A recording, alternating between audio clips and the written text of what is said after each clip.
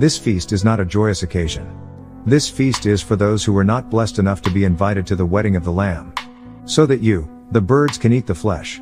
This is what the feast of the birds will be. They will eat the flesh of the unrighteous, just like in the story of Abraha and the elephants.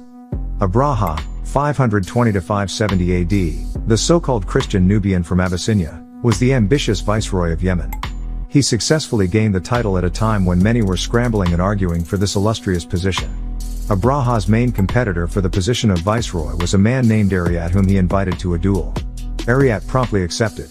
When Abraha entered the duel, he did so with a young man named Atata to defend him against being killed by Ariat. Ariat took his spear, striking at Abraha's skull and splitting his eyebrow, nose, eye, and mouth, which is the reason that he was named Split Face. Hence, Atata killed Ariat. Abrahachal Ashram became the ruler of the army and people of Yemen accepted him. Having succeeded in his aspiration, Abraha set his mind on his next goal. He proceeded to build a magnificent cathedral at Sana'a in the hope that it would become the center of worship for all of Arabia. Hindered by the venerable Kaaba in Mecca, Abraha decided to destroy it, thereby destroying his only obstacle. Thus in 570 AD Abraha set out for Mecca with a sizable army accompanied by his trained elephant Mahmud. Because the army of invaders were mounted on elephants, this year became known as the Year of the Elephant.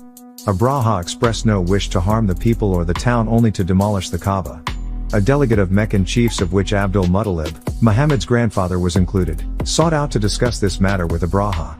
Though they offered him a substantial monetary amount, Abraha refused, as the Qurayshan delegate refused to let any harm come to the Kaaba.